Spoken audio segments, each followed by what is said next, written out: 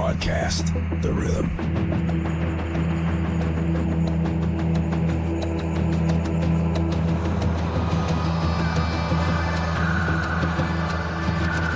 Go live, Vegas on the screen, feeling the flow, so pristine. Boom, as the beats align, electric dreams, they intertwine.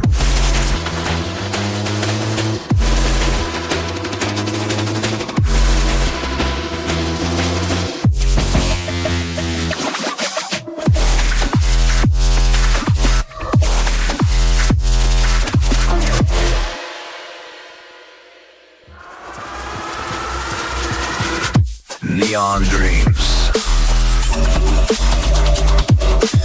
in the digital stream. Lights flash to the sound, surreal extreme. Feel it.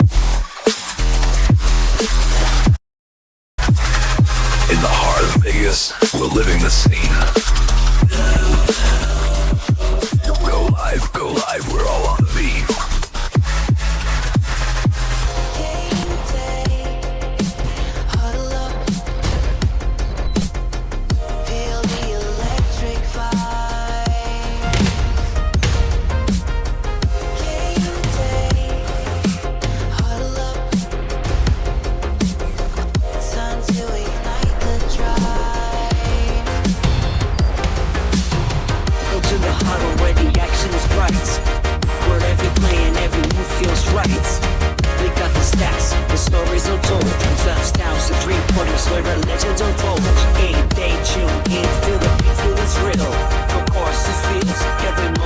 It's a game day huddle. Your sports hang out, bringing you the scores, steady make you shout.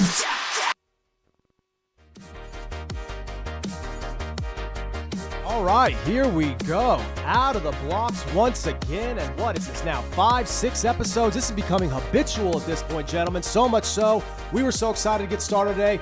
We were starting the show before the show even went on air. We had to stop and remember, hey, we have to save it for the episode itself. But now the episode is off and running, and we have a jam-packed one for you today. Plenty to talk about and what was a very eventful weekend, gentlemen. And obviously, on a melancholy note, it starts because obviously there's a lot to unpack, and we'll get to all of it on the show as well. And of course, with Brian Ludden, we're very excited for that as well. The first guest we've had on the Game Day Huddle, so we're excited about that. An exciting conversation to come regarding the industry, regarding the technology related to the industry, and it's something you are not going to miss. But fellas, we'd be remiss if we do not start with the tragic passing of the Man of Steel. And you know, after a bout of pneumonia, Ricky Henderson now gone at the age of 65. And this could, I guess you could say this blindsided us a bit, especially given the fact it was such a jam-packed sports slate throughout the weekend, so much going on, and our minds were so focused on that. But when you hear news like this, it immediately kind of snaps you back to reality. And obviously we could go on and on. We could fill a whole show sharing memories, giving tribute to one of the greatest to ever do it, the greatest leadoff hitter of all time, the greatest base runner of all time, the Man of Steel, they called him for a reason. And just right off the bat, Steve, obviously you're a big baseball guy. Jimmy, you are too. But what were just your the reaction to this? Were you reflecting on the career? Were you sad? So many people, whether you're an A's fan or not, whether you're a fan of any of the teams Ricky was on, if you liked baseball, you loved watching this man play because no one did it even remotely close to him in the style and the mastery that he did it with. When you think about generational players, Yes. and you think about these guys that have gone out and done some of these just most incredible things, that time period was so rampant with the boom in home runs and all of those things. And I think it's one of those situations where you look back and you forget how good that guy was for such a period of time. And look, what has that franchise been after all of those years of booming up through the Bash Brothers and all that? Yep. It hasn't been strong, right? It's had some runs, but it hasn't been strong. And then you look back at that time period and you realize just how much better Ricky Henderson was than anybody else in the sport. You think the guys that were the best base stealers, they couldn't hit home runs. They didn't play good defense. Or if they did play good defense and they stole bases, they didn't hit for average. Absolutely. Right? The guy is the most incredible leadoff hitter of all time. I would argue he's one of the best. I think the argument is probably the best leadoff hitter of all time. Is probably getting voted into the Hall of Fame unanimously coming up, right? Ichiro. Yeah. But that's a whole nother conversation, right? When you take the package of what he was, what he meant, what he did, and he changed that culture in Oakland, right? Where that team was kind of, it was the other team. And when he came in and got involved, you saw players wanting to gravitate to there. They built those teams around him, and you saw just so much excitement. And it was fun. And that was my childhood time, right? So watching Ricky Henderson really like take on the sport, steal all the bases. I remember when he became the stolen base king of holding the base up over his head. Most iconic photo, ever. Yeah. You know, and him saying, and they talk about him holding it up saying, I'm the greatest of all time.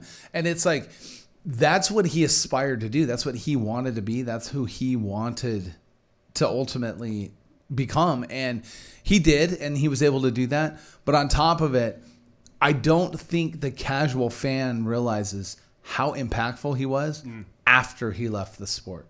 The coaching. Right?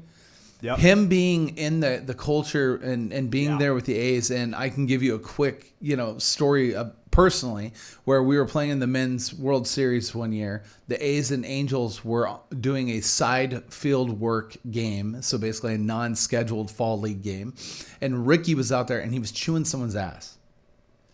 And you're watching him, but all the players are watching Ricky chew this guy's ass. But as he's doing it, he's telling him, and in the great Ricky fashion, Ricky wouldn't have done that. Yes. Ricky would have went because he's person. Mr. Third Person, right? And he's going off. But I will tell you this, every player listened to every word he had to say. As you should. Like when you're the greatest of all time, and I don't think anybody can question who the best base runner. There's no debate. There's no debate. And when you break Lou Brock's record to do it, like that was like talk about carving yourself in stone, right? Yeah, absolutely. So you break that record, and then obviously you go down as the greatest ever. Everybody's going to listen. And he had Vince Coleman at the time, if you remember, chasing him every year, trying to, and all it did was push him to be greater. Yeah, and one thing about Ricky is like when he got on base, you knew he was still in second. There was zero chance in your mind, and you're telling these pitchers, he's going to steal. You're telling the catcher, I'm going to steal. But guess what? I'm faster. I'm better. I'm the best at this. I'm going to steal bases. And he did it throughout his whole career. And that's what's so remarkable, because in the sport of baseball, so often in basketball, we see guys, at least back in a certain point of the game, we got to see guys 1 through 5 do a little bit of everything, right? Football, at least if you play a certain position, if it's defense, it's going to be a certain skill set. If it's offense, it's going to be a certain skill set. But you get to see guys do everything. In baseball, sometimes things are so specialized. When guys do one thing particularly well, we latch onto that. And that's why it's a great point that you bring up Ichiro, because if there's one guy to challenge him for the leadoff hitter, it would be that, just because Ichiro has carved his niche so much with that. What made Ricky so impressive is he was so well known for both aspects. He was known for getting at the plate and being insanely productive, getting things going for the bats, right, for the order. But then, as you just said, Jimmy, once he actually got onto first, it was a whole nother animal. That's why you had really a two-pronged beast you had to deal with Ricky. That was kind of like a two-pronged battle, really. You had the plate, and then you had afterwards. And so often in baseball, even great players that wind up in Cooperstown, that isn't the case. And what do you do when you have a guy who you know is going to get on base at the plate, and then a guy who's going to continue to advance around the bases once he gets past that? That's how dynamic he was. That's how unstoppable he was. And one thing about Ricky is that a lot of players even talk about to this day is the trash talking. Yes. Yep. Not only did he tell you, listen, I'm going to steal this base. I'm better than you. And he talked trash the whole way around. I can't remember what pitcher it was, but I just recall one time where there was like this pre-game thing or something like that, and the guy had said something in the media, and Ricky literally came out and said, I'm going to get on my first at bat, and when I do, he's going to throw a slider on the third pitch, and I'm going to steal second. And literally threw a slider, and Ricky stole second. And then out on second base was like, I told you so. Yeah. Exactly, right? And just imagine if he played now, where you can only throw over 3 times. Like, or the third time you're automatically given the base, like he would have even more stolen bases. He would drive pitchers nuts right now. now. Like I don't think that's a great point. That can't be said enough. He did it at a time where that was a lot more commonplace. They were throwing over because they knew he was going. Yeah. And now you can't do that. 100%. That's a great observation on your end. And another thing that you said, Steve, given the era when everything during the 90s pretty much all resorted to either power hitting, right, slugging, or the pitching that tried to counter that. He was someone who really could connect with the ball if you needed to. And again, Silver Slugger awards. He was a true versatile type of player, right? As close of a five-tool type of guy as you could get. Obviously wasn't like the defensive prowess that some other guys have, but he did everything you needed him to do. But when you are such an offensive weapon with your legs and your bat, I think take it for granted because we just don't see it that often. Yeah. He's the benchmark. He's the reason why we don't see it that often because you realize there just aren't that many Ricky Hendersons ever to come around the pipe. I don't think, especially nowadays, maybe a Mookie Betts is the guy that comes to mind. Like when you think of a Ricky Henderson type of player, Mookie Betts is that guy in my mind where he's the best on the field, best athlete on the field. That you put Ricky in a basketball game, I guarantee he's going for 23, 11 rebounds and 7 assists. Yeah. I guarantee Ricky can play every sport. He does everything well. And he'll probably beat you playing darts and pool as well. 100%. And that's why it's so cool when we see a player now like a Bobby Witt or back at Kenny Lofton. That's where I would have Kenny Lofton in his prime. We knew these guys were just absolute burners, speedsters. And even then, we never doubt who the best all-time to run the bases were. Like, we never said, oh, he's the next Ricky Henderson. No one will ever be the next Ricky Henderson. You just aren't going to see it. No, and to me, Bobby Witt's the closest one. Right. And the reason being is because the guy's incredibly fast, but he's a smart baseball player. He also hits incredibly well. I think, down the road, there's a chance that you could be talking about him in this leadoff hitter position. Yeah. But I don't necessarily think it's even going to be close when it comes to the base running side of things. It's just not. Yeah. No one's ever going to top it. You're never going to. I don't think that's a record we ever see beat. I just don't. No one's going to play long enough now and be healthy enough long term to be able to do it. And in the card market with Ricky Henderson now, all of his stuff, obviously with the news over the weekend, is skyrocketing. It's up almost 25%. And that's a great way to, obviously we're always trying to tie in the card aspect. Even before, because obviously, there's the posthumous aspect, and naturally people are going to pay tribute. Like I said, it's a melancholy approach, but it's also kind of a positive reflection because as sad as news like this is, it only fills you with happy memories despite the somber tone. So I just want to ask you guys, are players like Ricky Henderson, who were always so just culturally respected and so accepted in the game of baseball and the sports world at large, right? He had a true fandom surrounding him. Even before news of his passing, players like him, who were so profound in the 90s when the baseball had its boom, did you see a market for his card even in the last couple of years, throughout the 2000s, throughout the 2010s? Was he just always a really relevant product? Yeah, absolutely. He's always been very relevant in the card market. Mm-hmm. Like, even before his passing in the boom of it in 2020, I think his PSA Rookie 10, which is very hard to get because all those 90s cards are all miscut. They're all off-centered. It's very hard to get a PSA 10 of it. It sold for $160,000. Yeah. So you're talking a card that sold for way over $100,000, and that was pre him passing away. Now, I'm sure if one comes up on Golden or one of the auction sites here in the next couple weeks, you're going to see that thing pass probably $200K. Mm-hmm. Yeah. And again, generational when that happens, obviously it impacts card market. It's different when than just a standard player that had a really nice career passes. When you have a guy that was so transformational to the sport, I think that really impacts overall the value. And these are long-term fans. The people that are coming out are the A's fans that forever, and they haven't had much lately to chase. Yeah, so, hey, JJ Bleday is not moving the needle right now. Yeah. So, but at the same time, it's sad to see, but it's also great to see that he's remembered in that regard. So. 100%. And that people forget, you guys probably know, but the Oakland A's are as old as it gets in Major League Baseball. Yeah. Their time in Oakland, not as much, but even then, they've been there a while. But when you look back at the entire history of athletics, that is as old as it gets in the sport. And certain players throughout the eras, throughout the generations, surface. And in terms of that ball club, in terms of that franchise, none have surfaced to the relevance and to the public eye more than him as far as the just Major League Baseball is concerned, and really just all big-time pro athletes. He personified all that and then some. So Ricky Henderson, one of the best to ever do it in some aspects, in his particular aspect, in his avenue, the best to ever do it, gone at 65. And as we continue to pay tribute, obviously, with heavy hearts, we obviously look back fondly, too, with the memories he provided.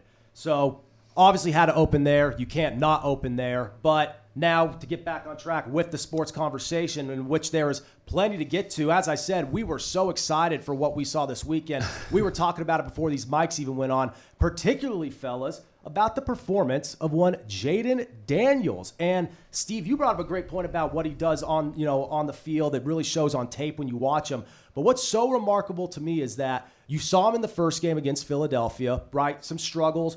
And a lot of the conversations, especially guys, since we started this very program, has been how he's kind of come back down to earth a little bit. Meanwhile, Bo Nix has really ascended. But we see this past Thursday night, Chargers defense plays pretty good on the back end, limits Bo Nix's, even though the total hit, the over hit, happy it did on the total. But that Chargers defense did a good job of limiting the deep pass. And even though Nix was kind of, productive and accurate underneath, this was the perfect week for Daniels to have that game, because I'm not saying everyone's jumping off the Bo Nix train, but this was a pleasant reminder, Jimmy, that this kid in Washington is special as the Commanders top the Eagles, snapping their 10-game winning streak.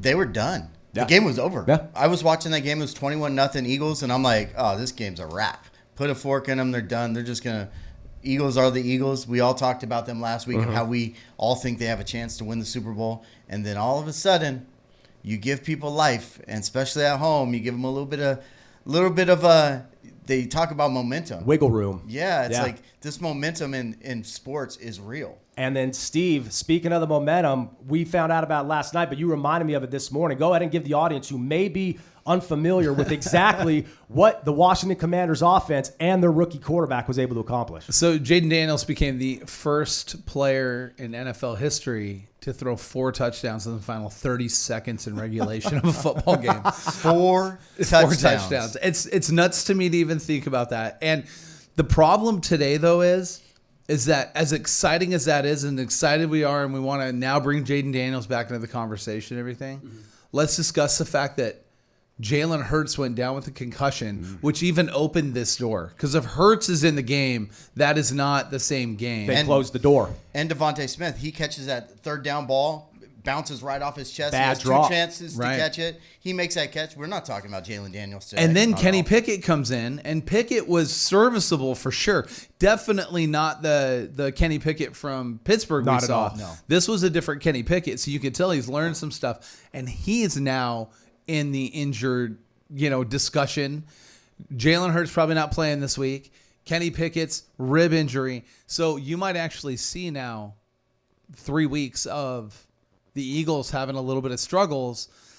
Let Jalen Hurts get healthy. I know the Saquon thing. They're not going to ride Saquon out the rest of the season. They'll take the 2nd or 3rd seed. They don't care. Yeah. Right? At this point, I think and the Eagles, I think they play the Giants and the Cowboys. And they're not And they're not stressed about those games at all. And they close against the Giants, especially with everything. We'll talk about that a little bit later in the opening segment here. But especially everything going down with the Giants, you have to wonder, are the Eagles even going to play their starters in Week 18? Are they going to try to screw the Giants and maybe give the Giants a win? I wouldn't put it past them. But it's definitely an interesting conversation because, as you said, Jimmy, Nick still played well given the circumstances. But on a week where the Chargers play exceptionally well, Herbert kind of outduels, maybe you're not quite there yet. And we're going to have that reminder again with Daniels at some point because, again, these guys are rookies. And at some point, I think along the line, not necessarily everyone at the table, but even just the casual fan forgets rookies are supposed to struggle. So when you see years like a season that Bo Nix is having right off the bat, a CJ Stroud last year, absolutely, or even Justin Herbert in 2020, you see some of these seasons and you forget, wow, this is actually not the norm. They're breaking the trend, so they deserve a lot of credit. And as you said, even before we came on the air, Steve, what he's able to do in the pocket, the way he can climb, the way he can shuffle and slide and navigate. He showed a lot of that at LSU, but he has shown so much refinement in his game as a pocket passer and even just as an athlete, because even the way he extends plays, it's a lot like a Russell Wilson in the prime years in Seattle. The pocket presence is very similar, like you said, to a Drew Brees when he was really cooking with Sean Payton in New Orleans. So everything pointing up words for Washington, and really he did it for the most part with one weapon yesterday. It was Jamison Crowder for the most part, and they have some guys on that offense, and the way they've been really just in the post-Snyder era right off the bat with Dan Quinn, with Cliff Kingsbury able to turn the page, and now they find themselves in the playoff picture at the 7th seed, right? We're obviously with Tampa losing last night. We'll get to Atlanta and Michael Penix Jr. That 7th seed is going to get really interesting, Jimmy, in the NFC. Yeah, it's going to be the whole NFC is going to be interesting to watch in the playoffs. I can't wait. And once again, like, God, I just don't know what to do with this Chiefs team. Like, again, they squeaked by another freaking win yesterday where I'm like, what? This team is not good. In my eyes, I'm watching them like they're not good, but they continue to win. So who's the idiot? Me? I guess so. And because I keep thinking the same thing. And they do seem like a shell of themselves. Like, you would be completely delusional not to like acknowledge that. If we're especially in our like line of work, if we're going to go with what our eyes are telling us this Chiefs team is not as good as Buffalo. This Chiefs team is not as good as some of the other teams in the AFC. Yet the pedigree is still there. The quarterback is still there. I think one thing that we always forget about Mahomes, even if we like constantly have to remind ourselves when he has performances like this, is just how tough he is. It really is remarkable how he's been able to take some of these shots even before the ankle injury. His tackles have been shaky all year long. So with what he's been able to do and hanging in there in the pocket and delivering these throws, he deserves credit. But that doesn't also rewrite the narrative. That doesn't mean this Chiefs team is a serious threat down the stretch, and it doesn't mean that, they match up well with a Buffalo who already beat them earlier in the year. The problem is, as you said, until they actually lose in a results-oriented business, Jimmy, what the hell are we going to say? And even if you say the team is shaky, the results don't say that. So it's definitely going to be interesting to follow moving forward. But I actually want to keep it in the NFC because, as you just said, the whole conversation there is so interesting. Steve, we have talked about Sam Darnold and this Vikings offense briefly the past couple of weeks. A lot of the focus naturally has gone on Detroit and Philadelphia, but here are the Minnesota Vikings with the same mark. When it's all said and done, especially with Philly dropping one, they still have to play Detroit one more time. Do the Vikings actually have a case to end up the number one seed? And even if they don't, are they at the very least a contender in the NFC, like a legit contender? I am definitely not going to say no. And the reason being is because anytime that you have Justin Jefferson on your team, anything can happen, right? That guy's open when he's covered. And it was shown yesterday. There was a ball thrown by Donald yesterday that literally there's no way that you would have thought he was catching the ball, and he comes down with it. The guy's incredible, and he really changes the composure of that team because he's the one that's double covered. We get all this aesthetics, right? But I think what's really important to point out is that Sam Darnold is not a statue. He was a statue with the Jets.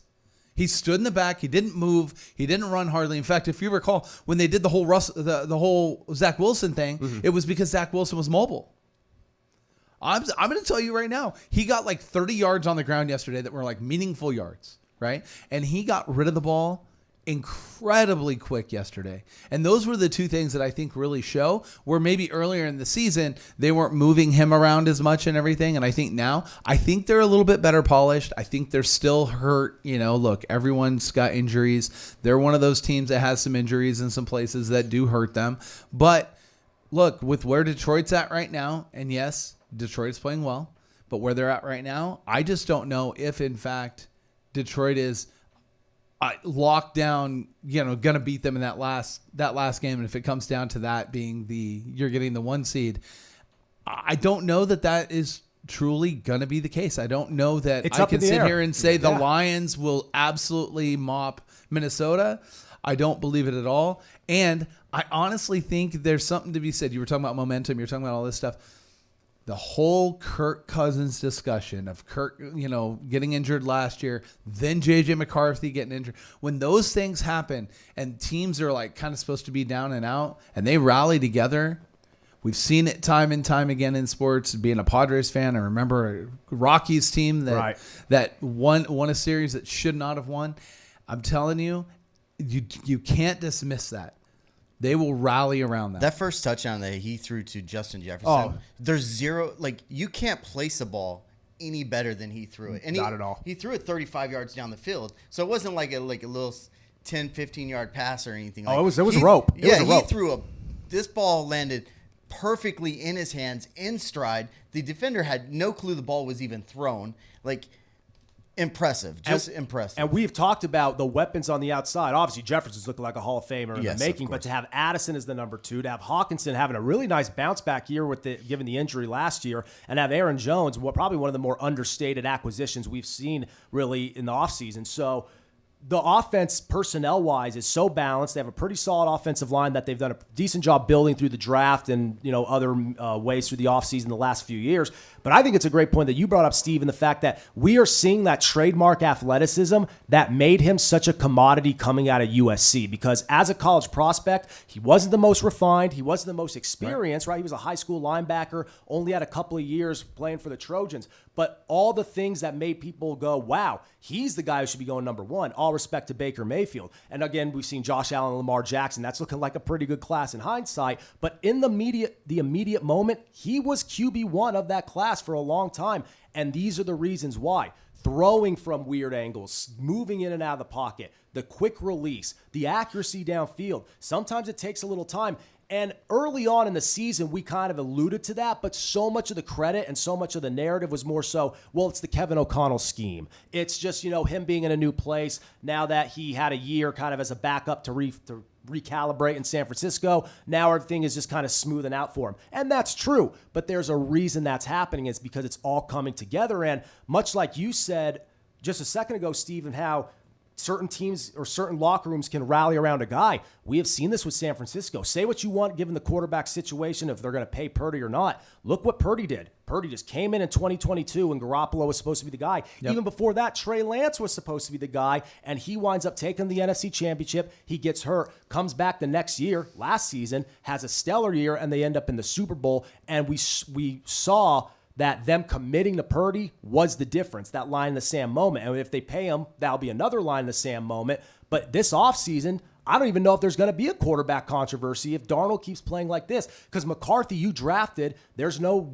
reason to rush him out there. I know in today's day and age, if you draft a quarterback in the first round, you want to get him out there. But if this team is rallying around Sam Darnold like that, and if they were to really push Detroit or Philadelphia or someone else in the NFC, there's no reason he hasn't earned himself a job, right, Jimmy? Yeah, it's definitely going to be one of those things where it's a wait and see. Well, it all depends on the playoffs for me. If he makes a long run in the playoffs, I think he might hold on to the job at least to start the year next year. However, you gotta when you're building these teams and you draft a quarterback in the first four picks or 5 picks, you have to play them in the first couple years. Why? Because you're paying them absolutely no money. And when you're paying your quarterback no money, guess what you can do? You can pay everybody else. And you can throw them to the dogs. Yes. And you give it to everyone else. You go get that defensive rusher, pass rusher. You go get those big offensive linemen. You go spend your money where you actually need to build that team, and you don't pay your quarterbacks, because you look at the teams that have done that. Yeah. They're all every in the year. top. And all in the top. And it's all worked out for them. This goes back to like Joe Flacco. We've seen the Ravens load up. They won a Super Bowl. We saw the Seahawks load up when Russell Wilson was cheap. They won the Super Bowl. Philadelphia did it with Carson Wentz, even though he wound up getting hurt and Nick Foles took him the rest of the way. Cheap quarterback, maximize the roster. That is still the norm now. They did it with Jalen Hurts again to get back to the Super Bowl just a couple of years ago. You cannot say enough that continues to be the best route in terms of consistently competing and really streamlining a path to get to the big game. That is honestly the best way to do it, and they have an opportunity to do just that. And again, they have a lot of guys there right now, and they don't have a situation that's kind of backing them into a corner to where they have to fire and then kind of shuffle that roster around. So it'll be interesting. Well, and I'll call you both out really quick on that. You both can have that statement and have that. He is not a Viking next year at all. So you think there's a market for there's zero. So that's the opposite. So it's pretty much in a way it's him doing the same thing, but because of that, another team will come. Yeah, because if you're the Vikings, you know that your incumbent's there, right? And you're not going to pay up for him in another 1-year deal because he's on a 1-year deal. Yeah. So there's no way you're going to do that. He will play for another team next year. He will get a chance to start wherever he goes. It'll be one of those teams where he'll be pushing, a late draft pick guy and, a incumbent starter that, is not doing well. Jacksonville, right? A good example of a team like that. So I don't think that you see that with him at all. In fact, I think that what you guys are talking about with that game plan, I think a lot of teams are looking at that. In Minnesota, that they've operated like that for years. They've always made those moves, and when it was really out of pocket for them to bring Kirk Cousins in at the time that they did. Absolutely. That was not normal for that franchise. So you just have to think about that from a standpoint. And it didn't work out. So now they're looking back at it as, well, it didn't work out when we paid the quarterback. So. And I think they look at the Eagles and say they saw what they did with Foles and they said, you know what? No harm, no foul. Absolutely. Like, and let's, continue that conversation quickly. Let's move to the Falcons. Yes. Let's talk about Cousins being done, and now it sounds like he's getting released this week and all that. And Michael Penix comes in, and yes, he did throw a touchdown. He did throw an interception. But the guy operated the game. And you want to talk about the difference between the two? It's very simple. One of them trusts the offensive line and one doesn't. And the rookie trusted the offensive line yesterday. He stayed in. They kept him protected. He was able to get rid of the ball. He had some big third down plays, big third down throws. He showed the accuracy. You want to talk about, go back and look at that second-year Tua tape. You might want to look at that and look at Michael Penix because, man, they look very similar. And I'm not just talking left-handed quarterback. We'll see. Yeah. We'll see what the Falcons actually do because they were playing the Giants. So don't go, oh, look at Mike Penix. He won a game. Right. They played the Giants. There's still a pass rush there, though. Yeah, but the Giants are absolutely horrible. All they did was hand the ball off to Bijan or dump down to Bijan. Yeah. They play the Commanders this week. We'll see what Penix is I think it's a great point by both of you. And I'm not even saying that to split the fence here because, for one, it's a great point that you brought up that it shows that this works both ways. So even so that if you have a quarterback who could be an appealing name in the market in the offseason, right? For whether it be free agency, whether you're trying to trade him off, it shows that you at least put yourself in that position. So either way, the Vikings could benefit off of this, whether it be moving Darnold out and getting something back, or if it's just the performance from Darnold. What's so interesting about the Penix thing, though, is that now you do have a rookie. You have a guy who they drafted after they committed to Cousins. But as we talked about earlier this week, we knew that Cousins not only wasn't going to be the guy, before yesterday's kickoff even happened, it became pretty much clear and apparent that they were going to move off of him entirely. So not only is Penix the guy right now, Penix is the guy moving forward. You have to wonder in hindsight why they signed Cousins. But again, these things have happened in the past. What's so interesting, though, is I think you're right, Jimmy, in the fact we shouldn't exaggerate in terms of the outcome because, again, it was very much Bijan Robinson and the Giants' shaky secondary, really good pass rush, but this was the right type of opponent you wanted to put MPJ out there. They circled this game to bring him out. Bingo, and it couldn't have been a more perfect opportunity to do so. What is so interesting to me, though, however, is the fact that even through it all, just going off the eye test, it was a more efficient offense. And I think that is the moral of the story here. It's not even so much about seeing what Penix can bring to the table, because if you watched him throughout his college career at Indiana, then transferring to Washington, I thought he was the best deep ball passer in the draft probably since Joe Burrow in terms of the accuracy. Has a weird release, kind of a windy outside type of release, and he's a southpaw too.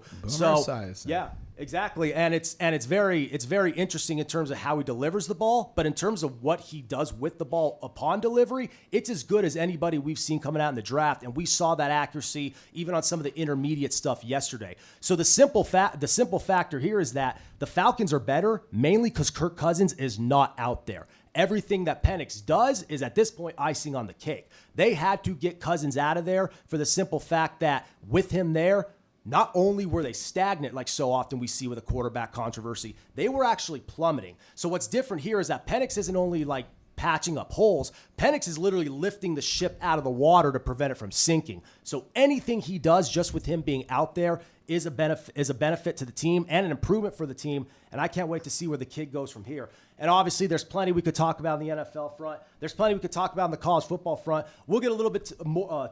We'll touch a little bit more on the back end of the show and still plenty more to get to. But coming up, it is now time. We have advertised it all throughout the week on social media, heavily promoted it, and for good reason. A fascinating conversation coming up with the CEO of Ludex, Brian Ludden. We have him ringed up now, so don't go anywhere. This is the Game Day Huddle on Go Live Vegas. Be sure to like, subscribe, and follow us on all of our platforms. Download the Go Live Vegas radio app so you could watch, you could listen, and follow along with everything that's about to take place.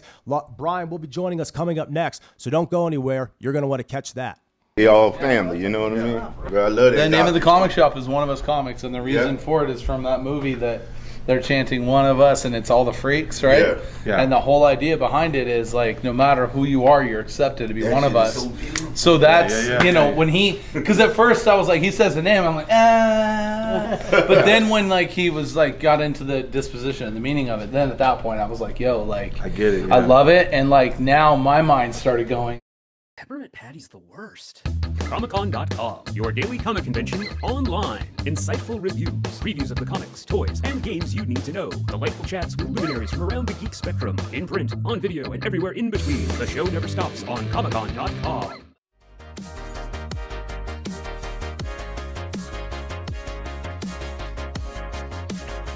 All right, keeping it rolling here on the Game Day Huddle, and after a quick turnaround with that commercial, as you heard before the break, as I teased there, Brian Ludden, the CEO of Ludex. We are so happy to have him on now as he joins myself, Steve, and Jimmy. And Brian, so much of the anticipation with our conversation today is you mentioning this new app, mentioning the way it could tap into the market in ways that have previously been unforeseen. But before we get into the details of that and how it can make you a smarter consumer, a smarter collector, when did you realize that in the sports trading car racket, if you will, in the actual business, that certain changes, certain evolutions in the way collectors use those pieces of technology and use those avenues, when did you think that something needed to be changed and when things needed to be done differently? Well, first of all, thank you for having me on the show. It's great to see you guys. Brian loves being on the show. Brian loves you guys. That's Ricky Henderson, third person. I love it. Yeah, I love it. That's how we got to do it.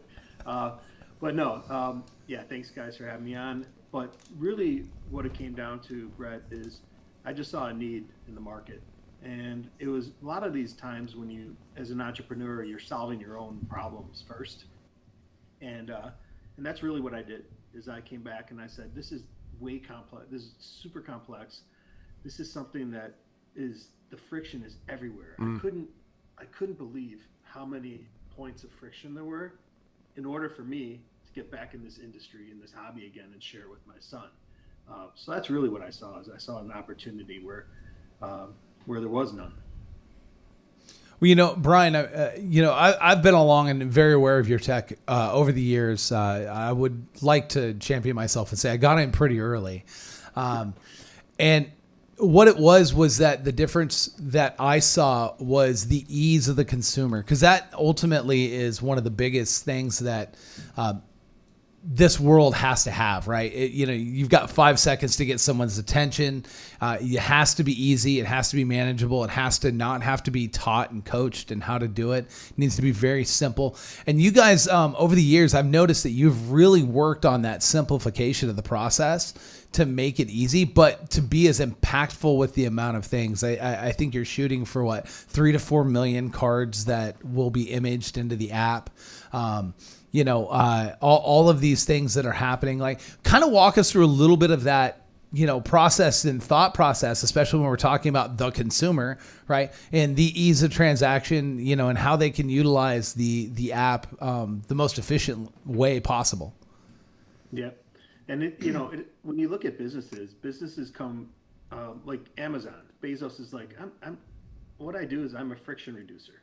And that's really what, Ludex is. So what I saw that this industry, if we can do what we set out to do, which is inform, empower, and give knowledge to the collector, it's going to help every aspect of this industry. And it'll help you guys at Game Day. It'll help Fanatics sell more cards. It'll help people enjoy this industry more.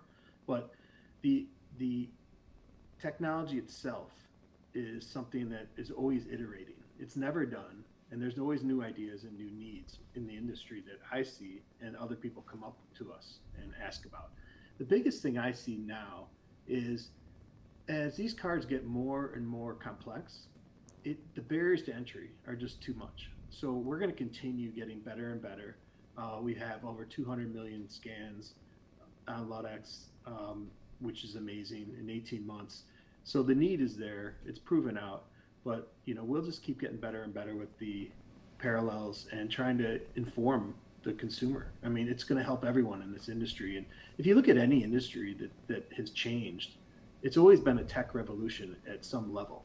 And you guys use tech, like Jimmy, I know I've been to your store. You have your, you're using more technology than you did 10 years ago. Absolutely. And that's really what it is. So I think they got to embrace it. I know at Game Day, every single day we're using your app because any person that walks into it, we're always explaining. They're like, well, what is my cards worth? Well, to be honest with you, I'm paying an employee to sit there, talk to you. They spend 45 minutes with you. You don't buy anything. You don't sell anything. So now I'm out 45 minutes of my employee's time, which we don't mind helping people out is showing them their collection. But the first thing they go to is they pull up their Ludex app. They show them, you want to see what your card's worth? Right here. Just download this app, scan the card. Boom, There it is. There's the value. It gives you the last sold, when it was sold, who sold it, was it on eBay, this price. So it's the greatest app that you could possibly do if you want to just even check your collections to see what you have sitting in your house. A lot of people come in and like, oh, I had these cards for over 30 years. They've been sitting in my garage. Well, perfect. You want to know what you can do? Go scan it in as your collection into the Ludex app. It'll tell you exactly what it's worth. So it's amazing for us, and we use it literally every single day. Well, thank you for that. Yeah, that's really what it comes down to, right? Is like if we can make everyone's job easier and inform it, that's the way to go. And the technology now is like the big thing we're working on now is being able to monetize these cards in people's collections. And we're coming out with a software, a B2B software play that will be web-based that I've talked to you guys about in the past. But we're within 30 days of bringing this out, and the scale at which we're going to be able to monetize people's collections and how quickly that will happen will change this industry. And the main reason I think it's an opportunity for Ludex and also for people in the industry is no one's really tapped into that raw card $1 to $5 market, right? I mean, it was just, if it takes me 3.5 minutes to put the dollar card on, like, you're not paying someone to do that, right? Correct. But if you could put 500 on in an hour at a 99-cent auction, I mean, go for it, right? And that's where I think the industry is really going to start picking up velocity and volume when we're able to get those in the hands of people like you. Yeah, and Brian, you definitely hit it right on the head. Is a lot of 90% of the collectors come to us and ask us, well, you know, it's easy to sell the $250, $300 cards, $1,000 cards. You put it on eBay, you sell it. It's easy to do because you know you're getting money for the time that you're spending putting those things up on the apps or actually selling them. It's those $1 to $5 cards that everybody looks at and they just build up, and you have just an enormous amount and then you have to go out and try to sell these cards. But no one has the time to sit there, go on eBay, list one card, because it's going to take you 2 to 3 minutes for every card. Mm-hmm. And by the time you're done, you're only listing, 15 to 20 cards an hour. It's not worth your time.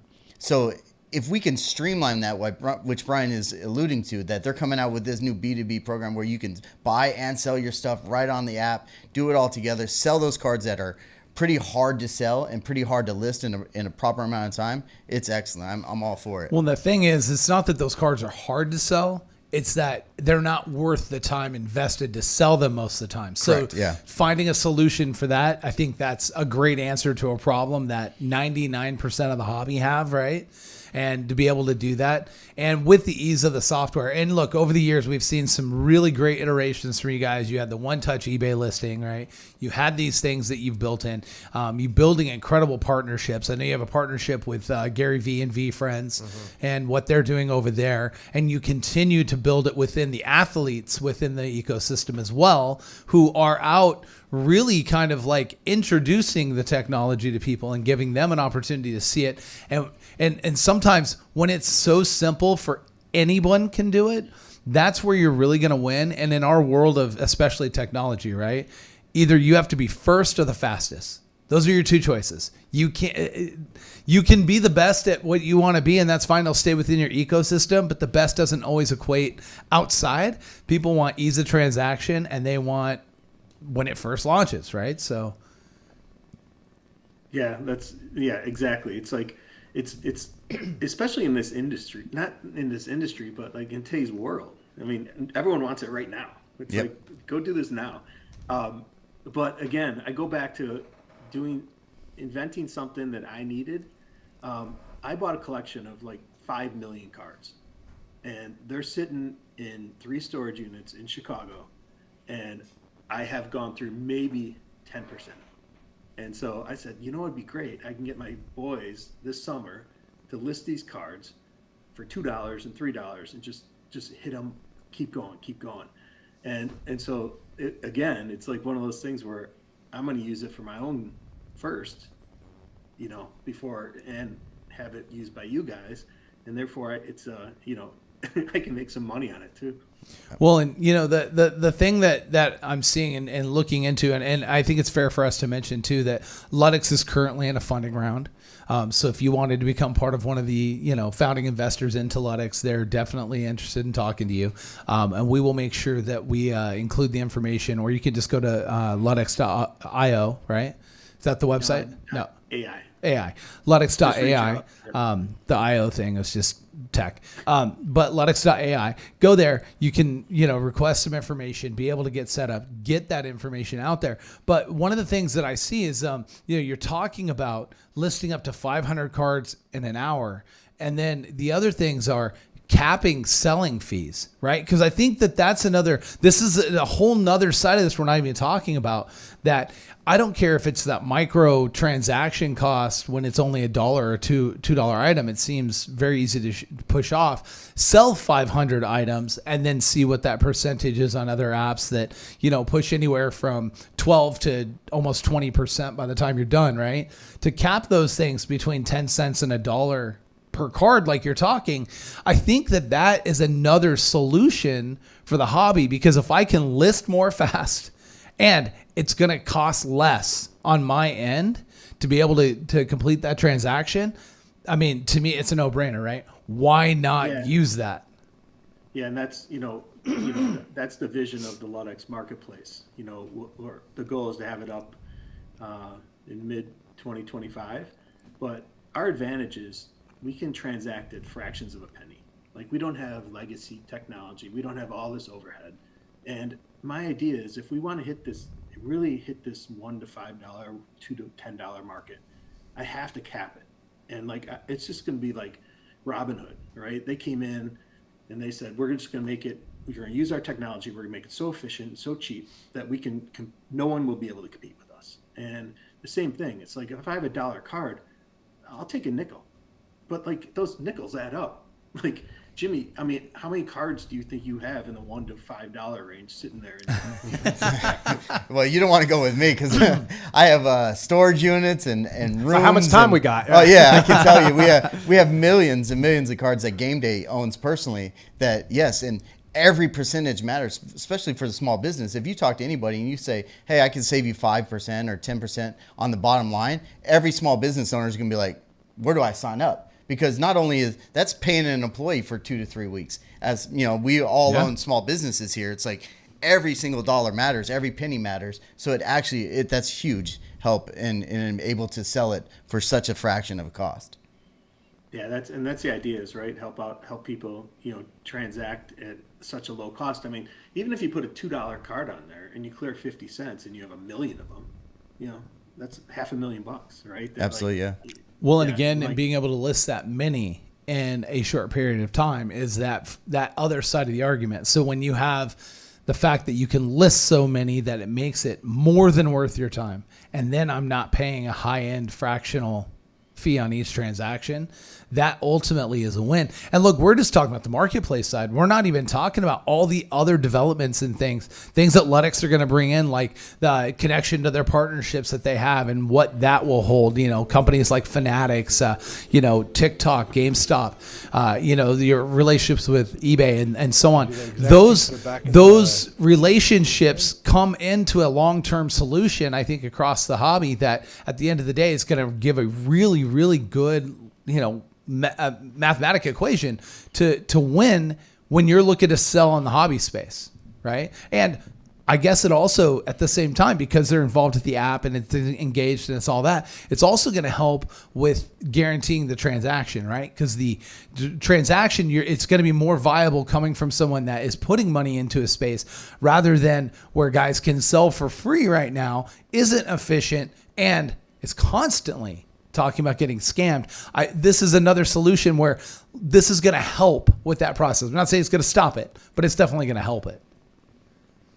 Yeah, I agree. And it's like, there's the partnerships are interesting because we're agnostic, right? Like, we have this view in the industry that's like pretty amazing, right? Like, we don't really compete with anyone. We're not a threat to anyone. We're trying to build technology to help out the whole industry. So it's been really great, like, meeting you guys in Vegas. So any city I go to, I have friends through through the network, and the companies have been great, super supportive of this. So yeah, I mean, there's a lot to come with Ludex, and technology always takes a little longer than I want, but yeah, it's amazing that I'm honored to be the first guest back on your the huddle. Honor to have you. Thank you. And Brian, that's a great point you brought up as far as kind of like that first step, as far as what you're worried about, what you really want to accomplish. And now that you're kind of in the process, some things can be streamlined, some things can be phased out, some things can be prioritized or emphasized. Both Jimmy and Steve mentioned the long-term solution, and in the past, just 10, 12 minutes, you've done a great job of illustrating what you want that to be. But I want to ask you about the first step, because anything regarding technology in any line of work can be a little tedious to start. Was there a particular roadblock for you getting this thing off the ground as far as putting the practice into theory? Because it really seems like everything's kind of starting to clear out, to pan out in terms of what you want to accomplish. But what was the biggest obstacle in terms of getting to that point? It's a great question, because it's an easy answer and not something I expected. So we went out, and it's an easy concept, right? It's QR codes. That's why I thought about it during COVID. Like, there should be this like QR code for cards. Well, there isn't.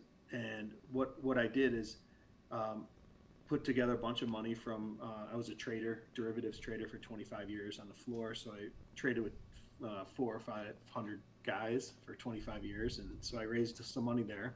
And then I went out and we got base cards. It took us maybe like 18 months and maybe $1.5 million to get base cards at 90% accuracy. And we were like, oh, we got this thing. We're going to crush this. Parallels took it. I mean, we're still working on them, and we're over $10 million in working on parallels. And it's the images of parallels are so hard to get because they change, right? So if I'm taking it in a different light, or there's a shimmer, or it's in the sleeve, or it's a top loader, that right there was one of those things where if we didn't solve that, I'm giving the money back to the investors, because that had to be our secret sauce, is how, if we are able to do that, we have something of value. If not, we have something that many people create. Right. So the roadblock was the parallels. Yeah, and the parallels are still a big hurdle for everybody. Even us, as just not scanning them into an app, and we're looking at them just as we're breaking the cards live, and we're like, oh shit, this is a new one. Is this a shimmer gold? What the hell? I don't even know anymore, because they're coming out with so many. Like with the Prism line that just came out, there's literally 25 different parallels that you can hit of the same exact card, and you turn it one little direction the other way, it looks like a wave. You turn it this other way, it looks like a checkerboard. You turn it this way, and it's a different shimmer or a shine or a gloss. Yeah. It's so hard to do. So for you guys to be able to come up with that and actually get that done, I'm impressed. Well, they did it with Pokemon too, right? Because the new Pokemon product has the little Pokeballs, and then it has this Master Ball image. Yeah. And then there's Pokeball background. I mean, it's crazy that they continue to change, and for the technology to be able to keep up with that, I think is a testament to how hard you guys are working behind the scenes to make things happen. Yeah, thank you. Yeah, it's once we have like 3 patents pending, so once we get the system out, that's really we can jump into anything now, right? So if a card has more, looks this way or that way, we got it. Comic books, same thing, 2-dimensional stuff. That's a big card to us. So, adding more and more of those. You mentioned Pokemon Magic. We have a huge community, especially with our partnership with Cassius Marsh out there. Shout out to Cash. But yeah, so there's tons of opportunity inside of that. Brian, how much did gauging public opinion, since everything with this is so much about the collector, it's obviously everything you guys do, Steve, Jimmy, yourself, is ultimately it all goes back to customer service, even if it's done in different ways. And Jimmy and Steve have alluded to multiple times on this very set how different conversations, even at times different controversies have kind of surfaced. And that's why we're at a point, you've even mentioned it yourself, how becoming an informed collector is more important than ever before. But in many ways, to know your base, to know your audience, you have to pick their brain.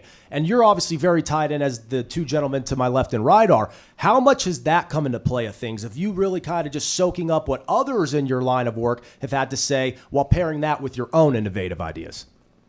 Yeah, the ideas are endless, right? Mm-hmm. And as you build more and more technology, and the tech stack gets bigger and bigger and more complex and complicated, the opportunities are kind of endless on that. But the difference between where we're at right now and having the different the bells and whistles on it. So you want to listen to as much as you possibly can without it like paralyzing you, right? And right now we know we have to continue working on identification. We know we have to continue working on pricing. Pricing has become way harder than I thought it was. Like to find real pricing out there, because it's so segmented and fractured, right? You can like it trades at Gameday, it trades at the show, it trades on eBay, it trades on MySlabs, it trades wherever it's going to trade. There's no central clearinghouse like there is when you're in the financial markets. So data is everything, and we know that eBay has the most data, but there's a lot of bad data out there. I mean, a lot of bad data. And that's what we talked about this last week when I went into my rant against Panini and PSA and going against them and saying like they're the biggest scam in the hobby. The shill bidding, and the other market manipulation of these cards is so astonishing in this hobby that if it was in any other world, in the stock world, half these people in this hobby would be in jail. It's impossible for these people to volatile. Yes, because everybody looks to an eBay price and says, "Oh, well, that's what it last sold for." Well, who's to know that guy didn't just buy that card 2 days ago because he knew he was coming to the show at a higher price and he wanted to sell his card for a higher price, and he never actually paid for that card, which is another issue that we have. We don't know if these eBay sales are actually getting paid for, and we don't know if these sales at a card show are even getting into the mix of where to value that or comp the card out. So it's so hard as a card shop guy and a guy that is in this hobby to know if that's a real price on a card. And that's the one thing too, is like, I also don't ever want to be reliable on someone else's data, right? So I've been working for like probably the last year and a half on pricing algorithm that I'm pretty close to getting. It's gonna change a lot of the pricing in the industry, simplify it, but we got that coming. But that's a tough nut to crack too. But yeah, Jimmy, you're right. I mean, it's there's so much noise out there, and you don't know what's right. And again, that's another way why people won't go in this industry. Yeah, because you look at the silver and gold market. Anybody that wants to buy some will look at there and say, "Oh, gold's selling at this price today, or silver's selling at this price today." You can't do that with the base card Shohei Ohtani rookie because no one knows the actual price of that. We're all just guessing or like trying to come up with a good idea of like what that card's value actually is. Well, and you got to be the most accurate. Not going to always be accurate, but to be the most accurate, I think, in this hobby space is enough. Look, it's still the Wild West for sports cards. I don't think people realize how Wild West it still is. All you have to do is go to a sports card show and have a guy say, "Do you take credit cards?" And the guy say, "No, I take cash only," because no one wants to pay a transactional fee on their money. Yet our entire society is moving to that. We went last night to an event. And I knew it, and I knew that they were cashless, and I still was getting ready to pull cash out. Like I tried to pay with cash too last night. Right. So like when you do those things, and that's the case, like, you realize like this hobby still has a long way to go. There's a ton of things that are left to happen. You've got a lot of this space that has not been tackled, and those, as Brian alluded to, solutions to the problems that are out there are not being answered.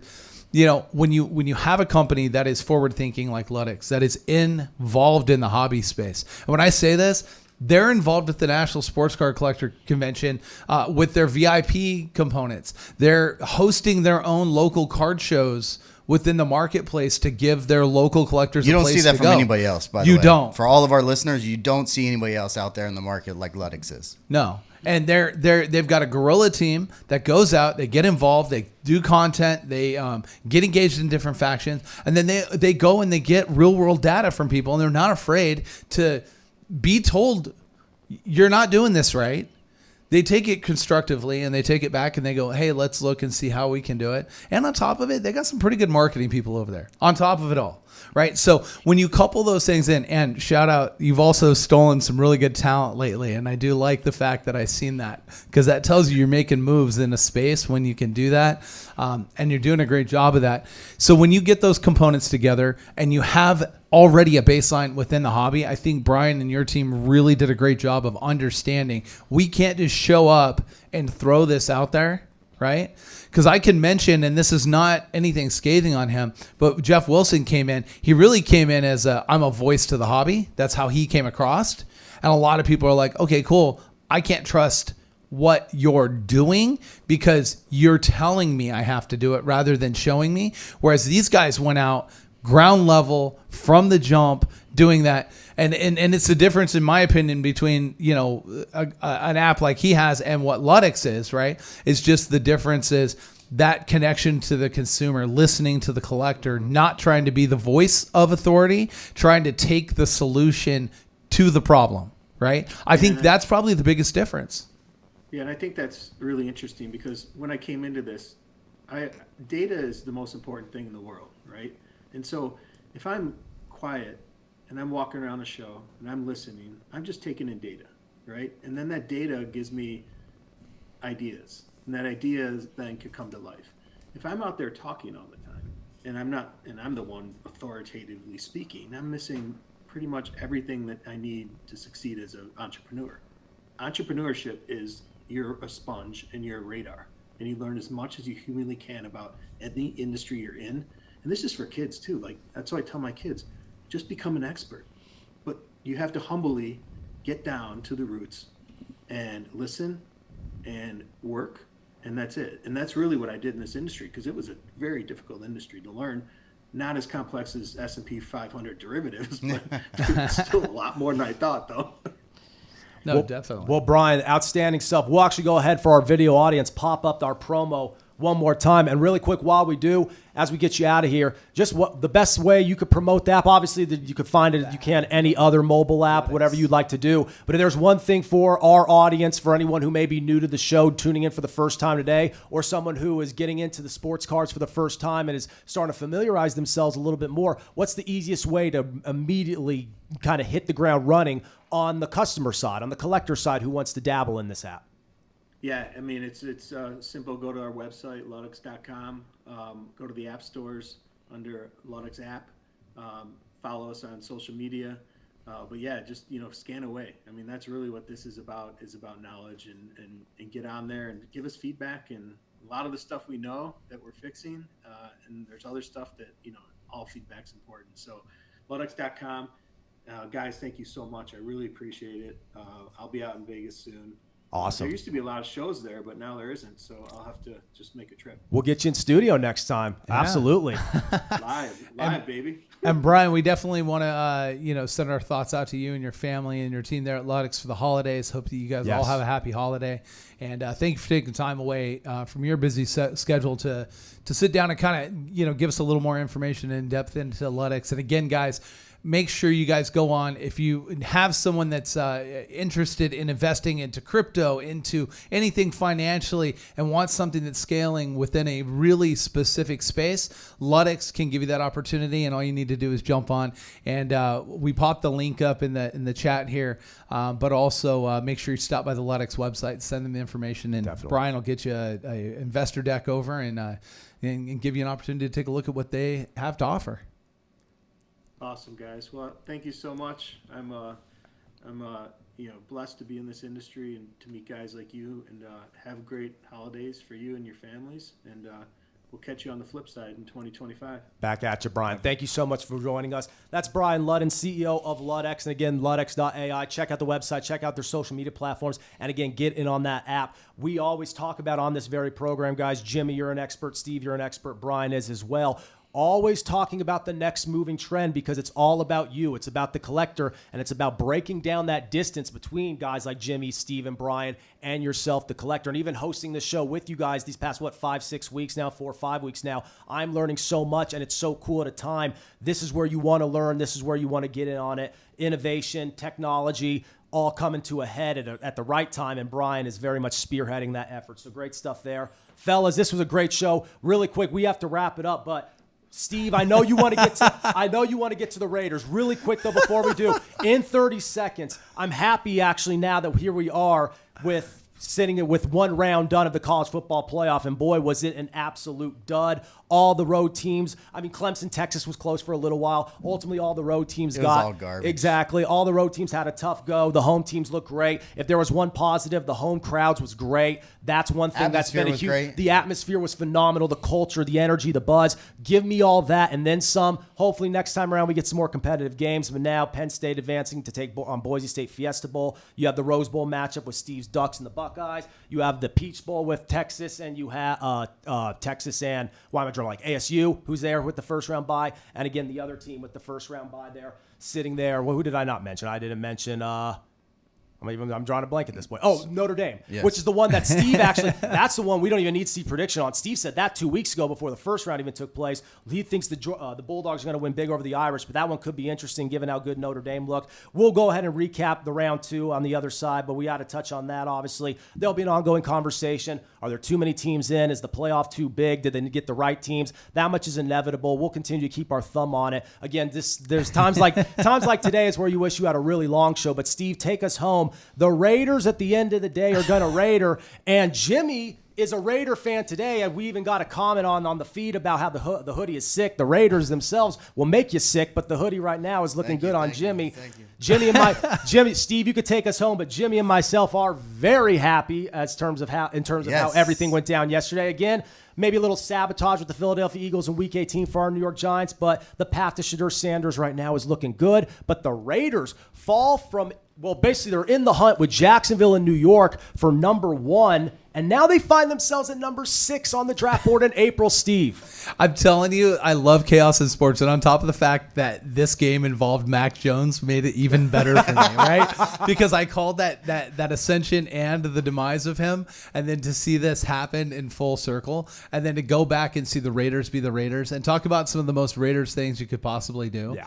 They did everything they could to win that game, only because, this is my conspiracy theory, because there's a leaked story out there that the week before with the Falcons that Mr. Head Coach was at the Win Club until 3 a.m. the night before the game. The Vegas flu. Showing exactly what to expect when a team is not caring and then gets called out for it, and then all of a sudden, oh, what do you do? Show up for 3 days and push guys a little bit harder? Like, the thing is, the Raiders doing that, but it's just hilarious. Now, if I'm the Raiders at this point, you're not looking at Shedeur. There's no way that door is closed, right? Travis Hunter's not going to be yours. You're not getting him.